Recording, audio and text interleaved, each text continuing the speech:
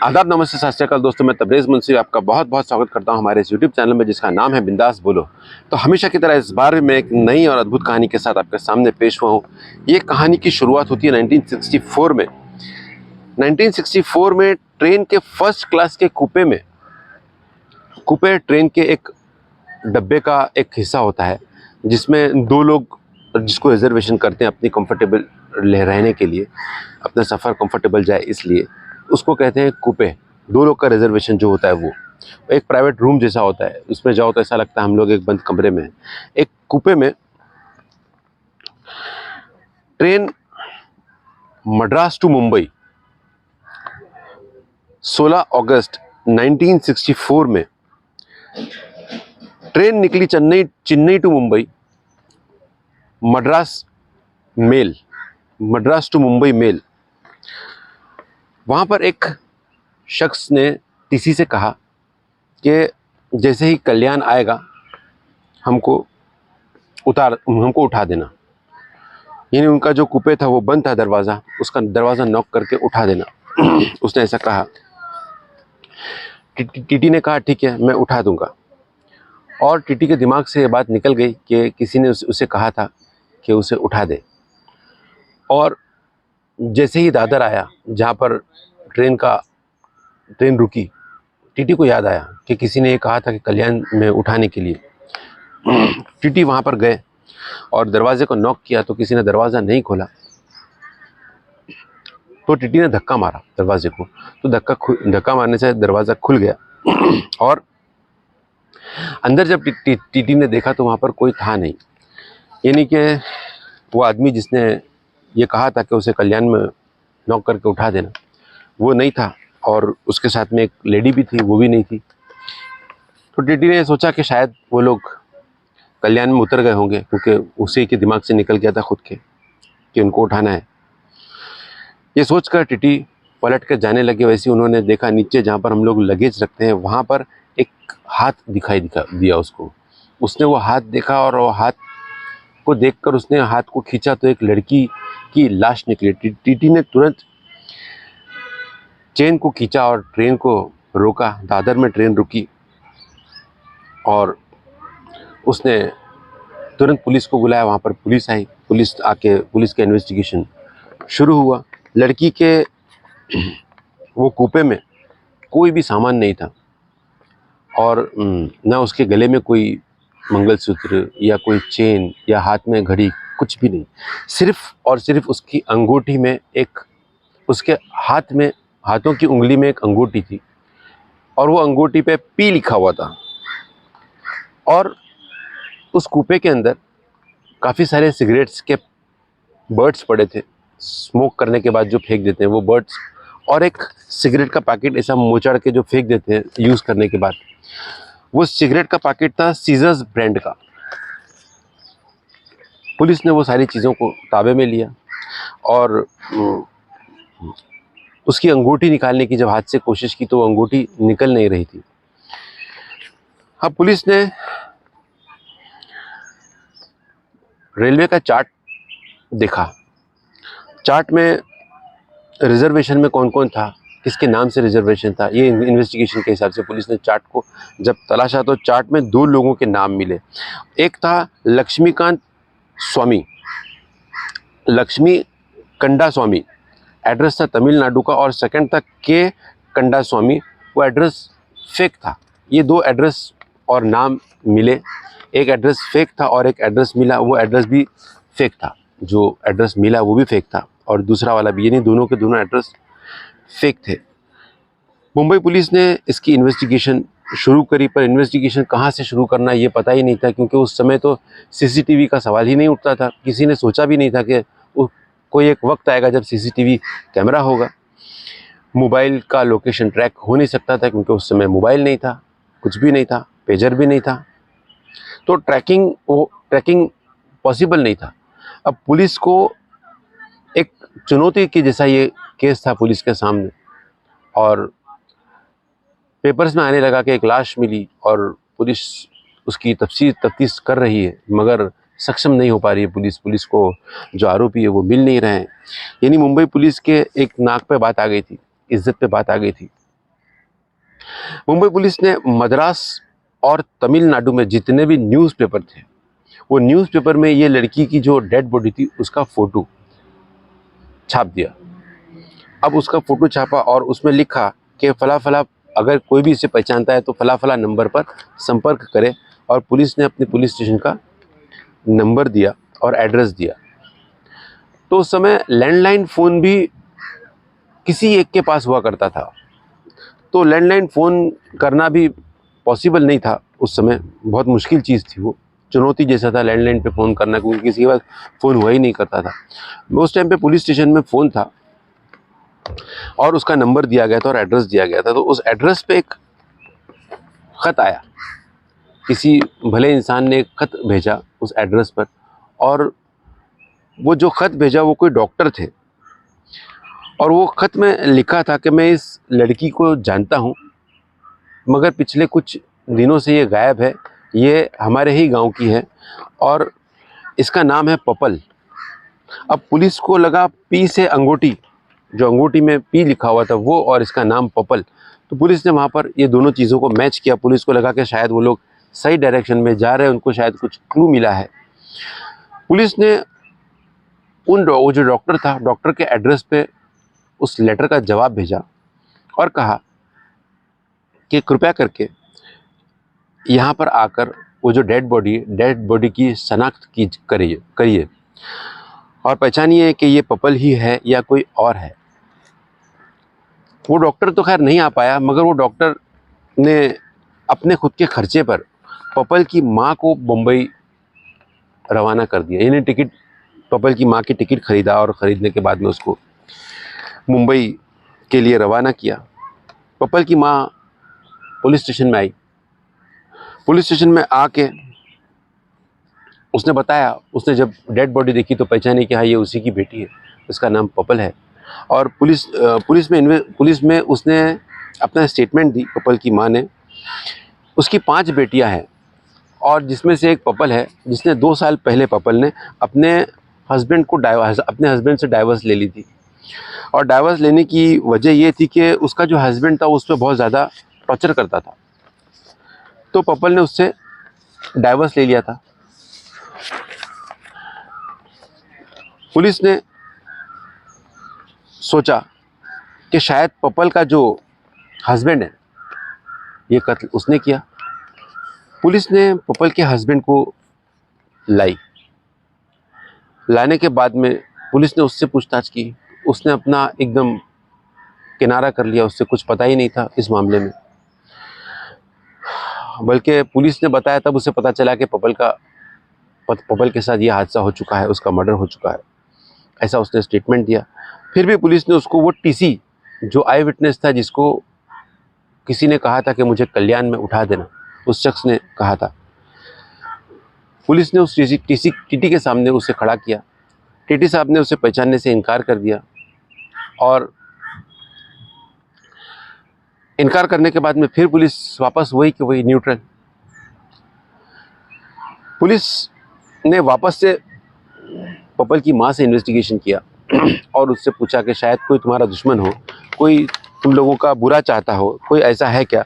Purple की माँ ने कहा कि उसे उसी के गांव के सरपंच पे शक है, और वो सरपंच पे शक की वजह उसने ये बताया कि पपल का जब डाइवर्स हो रहा था, डाइवर्स का जब केस चल रहा था, तो ये जो सरपंच है, इस सरपंच पपल के हस्बैंड के साथ आता था, यानी इनके खिलाफ आता था वो। पुलिस ने सरपंच को भी लाया, सरपंच को लाकर उससे इन्वेस्टिगेशन किया, वो भी एकदम न्यूट्रल, उसका भी कुछ इन्वॉल्वमेंट नहीं। उसे भी टीटी के सामने खड़ा किया गया और वहाँ से पूछताछ किया गया उनसे भी। टीसी साहब ने उसको भी पहचानने से इनकार कर दिया। पुलिस फिर से वहीं के वहीं आकर खड़ी हो गई, यानी पुलिस जहाँ से चलती थी वहीं से वापस आकर खड़ी हो जाती थी। पुलिस को कोई ठोस चीज़ नहीं मिल रही थी, कोई ठोस सबूत नहीं मिल रहा था। अब पुलिस ने सोचा कि इसकी माँ को, पपल की माँ को भी, इसकी माँ से जितना इन्वेस्टिगेशन होना था हो गया, अब इसे हटा दिया जाए बाजू में। अब उसको हटाकर पुलिस ने वो जो गांव था, वो गांव की लिस्ट निकाली पुलिस ने। उन लोगों की लिस्ट जो लोग सिगरेट पीते थे। अब पता चला कि वहाँ पर 500 घर का गांव है, 500 घर का गांव, और पुलिस को ये पता करना है कि इसमें से सिगरेट कौन पीता है। ये मुश्किल है काम, नामुमकिन तो खैर मैं नहीं कहूँगा, मगर बहुत मुश्किल काम है। पुलिस ने ये भी किया। पान वाली की जो दुकानें होती है सिगरेट्स की, जो जहाँ पर सिगरेट्स मिलते हैं, वहाँ पर पुलिस ने दुकानों पर जाकर पूछताछ की कि यहाँ पर सिगरेट कौन कौन पीता है। उनकी लिस्ट बनाई गई। टोटल लोगों से पुलिस एक लोगों से घर घर में जा के मिली। और जब पुलिस ये इन्वेस्टिगेशन कर रही थी, काफ़ी यानी कि एक बड़ी टीम पुलिस की वहाँ पर गई, और वहाँ पर जाकर उस गांव में जाकर हर एक घर वाले से पूछताछ पुलिस ने करना शुरू किया। तब पूछताछ के ही दौरान एक आदमी वहाँ पर गांव में था नहीं। लोगों ने बताया कि फला फला आदमी है, वो यहाँ पर गांव में नहीं यहीं रहता है, पर वो कहीं पर गया है, अभी इस वक्त गांव में है नहीं। पर इत्तेफाक ऐसा हुआ कि जब पुलिस इन्वेस्टिगेशन कर रही थी सिगरेट वालों की कि कौन सिगरेट पीता है, उस समय ये शख्स वहाँ पर आ गया जो गांव से गया था, और इसके हाथ में सिगरेट का पैकेट था। और ये सिगरेट इत्तेफाक से उस वक्त सिगरेट ही पी रहा था, और वो सिगरेट भी सीजर्स ब्रांड का ही था, वही ब्रांड जो ट्रेन के कुपे में से मिला था लड़की की लाश के, पपल की लाश के पास। पुलिस ने उसको पकड़ा तुरंत और उससे उसका नाम पूछा, तो उसने अपना नाम बताया, पलाना स्वामी। पलाना स्वामी से पुलिस ने इन्वेस्टिगेशन शुरू किया। अब पलाना स्वामी ने बताया कि हाँ, पुलिस को देखने के साथ, यानी पुलिस वहाँ तक पहुँच गई, ये उसको ये उम्मीद नहीं थी कि पुलिस वहाँ उस तक पहुँचेगी, मगर उसने जब देखा कि पुलिस वहाँ तक उस तक पहुँच गई, उसने वो पुलिस को देखकर टूट गया। और टूटने के बाद में उसने अपना स्टेटमेंट दिया। उसने बताया पुलिस को कि पपल का और उसका रिलेशन हुआ था 2 साल पहले, और इसने पपल की जो ख्वाहिशें थी वो बहुत बड़ी बड़ी ख्वाहिशें थी, यानी उसको घूमने फिरने का बहुत शौक़ था, उसको गोल्ड पहनने का बहुत शौक़ था। इस तरह से पपल के जो शौक़ थे वो थोड़े महंगे शौक़ थे, पर ये पलाना स्वामी जो था ये हर एक शौक़ उसका पूरा करता था, क्योंकि ये उसको बहुत चाहता भी था। मगर एक वक्त आया कि पलाना स्वामी के पास में पैसे ख़त्म हो गए और उसे अर्जेंट पैसे की ज़रूरत पड़ी। इसने सोचा कि मैं पपल से मांगूंगा तो पपल मेरी मदद ज़रूर करेगी। इसने पपल से मांगा पैसे, मगर पपल ने पैसा देने से इनकार कर दिया, और पपल ने कहा कि मेरे पास पैसे नहीं है, जबकि इसने बहुत सारे गोल्ड भी उसको दिलाया था पपल को, और पपल को कैश भी बहुत दिया था इसने, और पपल की हर ख्वाहिशों को भी पूरा करता था। अब पलाना स्वामी इस बात से चिढ़ गया कि मेरे बुरे वक्त पे ये मेरे साथ नहीं खड़ी है। पलाना स्वामी ने तभी तय कर लिया कि मैं इसको छोड़ूंगा नहीं, मैं इसको ज़िंदा नहीं छोड़ूंगा, इसने मेरे साथ में गद्दारी की है। और इसने पलाना स्वामी ने पपल से कहा कि यहाँ की दुनिया तो देख लिए, मद्रास की, चेन्नई घूम लिए, मद्रास घूम लिए, यहाँ बहुत जगह घूम लिए, चलो मैं तुमको मुंबई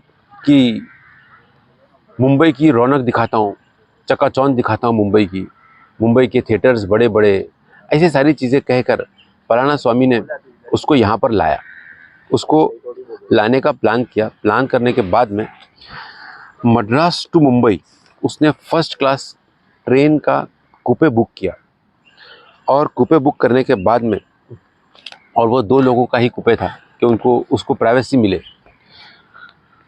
2 लोगों का कूपे जानबूझ के इसने बुक किया था पलाना स्वामी ने। पलाना स्वामी ने जो ट्रेन बुक किया था वो 15 अगस्त 1964 को, और ये ट्रेन को 16 अगस्त को दादर पहुंचना था, बॉम्बे पहुंचना था। अब इसने क्या किया, इसने देखा कि पुणे क्रॉस हो गया, अब 3-4 घंटे में, 2-3 घंटों में मुंबई आ जाएगा। इसने पपल को किसी चीज़ में जहर मिला के पिलाया, किसी कोल्ड ड्रिंक वगैरह में इसने जहर मिलाकर पिलाया, और वो हल्का हल्का जब उसको नशे में आने लगी, वो जो जहर था उसकी तकलीफ उसे महसूस होने लगी। पलाना स्वामी ने उसका गला पकड़ लिया, गला पकड़ के उसका गला दबाया पूरी ताकत से। पपल ने उससे बहुत हाथापाई की, मगर जहर का भी असर एक तरफ से हो रहा था और एक तरफ से यहाँ पर ये जान का दुश्मन बना बैठा था। पपल लास्ट में हिम्मत हार गई। पलाना स्वामी ने उसका गला घोट कर उसकी हत्या कर दी और उसका जो भी सामान था, लगेज था, यानी जो कपड़े वगैरह जो भी वो लेकर आई थी, वो उसने चलती ट्रेन से खिड़की से बाहर फेंक दिया। और पूरे रास्ते वो जब पपल के साथ था तो वो चेन स्मोकर था, वो सिगरेट पीता रहा और सिगरेट की जो खाली पैकेट थी वो खाली पैकेट को उसने ट्रेन में ही फेंक दिया। उसने उसके जो जिस्म में सारे जो उसने गहने पहने थे वो गहनों को निकाल दिया, मगर जो अंगूठी थी, गोल्ड की अंगूठी जिसमें पी लिखा था, वो इसने निकालने की बहुत कोशिश किया, पर वो अंगूठी बहुत ज़्यादा टाइट होने की वजह से निकल नहीं पाई। इसलिए उसने, और मुंबई भी करीब आ ही रहा था, इसने घाई घाई में उसको वैसे ही छोड़ दिया और इसकी लाश को, पपल की लाश को जहाँ पर लगेज डालते हैं नीचे की तरफ, वहाँ पर धक्का मार के अंदर डाल दिया। मगर घाई घाई में, हड़बड़ाहट में उसका हाथ, पपल का हाथ बाहर रह गया, जिसको इसने ध्यान नहीं दिया और इस तरह इसने पपल को मार डाला और पपल का कत्ल कर दिया। पलाना स्वामी ने, और जो कोर्ट में पलाना स्वामी ने बताया और जो कोर्ट में जो पुलिस ने उसके खिलाफ जो सारे सबूत पेश की, पलाना स्वामी के जो हाथ में जो पलाना स्वामी के जो वो जो पपल थी, पपल के जिस्म पे जो नाखून के निशान थे, वो फिर पपल ने जब उसने इसकी और पपल की, पलाना स्वामी की और पपल की जब हाथापाई हो रही थी, तो उसने जब इसको पकड़ी थी, उसको नोची थी बदन पे, तो उसको जो नाखून पे जो उसके निशान थे चमड़ियों के, वो निशान और पपल के जो उंगलियों में उसकी जो स्किन थी और जो उसके बाल थे, वो सारी चीज़ों को पुलिस ने कोर्ट में पेश किया। कोर्ट में पेश करने के बाद में ये साबित हो गया कि पलाना स्वामी ने ही पपल को जान से मार दिया था। पलाना स्वामी को कोर्ट ने 14 साल की सज़ा, मतलब कि लाइफ की सज़ा उसको दी, पर उस समय जो लाइफ की सज़ा थी वो 14 साल थी। आज कानून कुछ और है, आज सारी बातें कुछ और है, पर उस समय की बात कुछ और थी। तो ये थी पपल की और पलाना स्वामी की प्रेम की कहानी, या कत्ल की कहानी, या प्रेम में कत्ल की कहानी, आप कुछ भी कह सकते हैं। तो ये सारी कहानी पपल ने पूरे अपनी शौक पपल ने उसके साथ पूरे किए और पलाना स्वामी ने अपनी पूरी प्लानिंग के साथ में पपल का कत्ल किया। पर इंसान कहीं ना कहीं एक चूक ज़रूर करता है, कोई भी क्रिमिनल हो वो चूक ज़रूर करता है और एक ना एक दिन वो कानून के हाथ में ज़रूर आता है। और मैं मुंबई पुलिस को सल्यूट करूंगा कि एक सिगरेट की पैकेट से पुलिस कातिल तक पहुंच गई, ये बहुत बड़ी बात है। तो फिर मिलेंगे एक नई और अद्भुत कहानी के साथ में, तब तक के लिए मुझे इजाज़त दीजिए। आदाब, नमस्ते, सत श्री अकाल।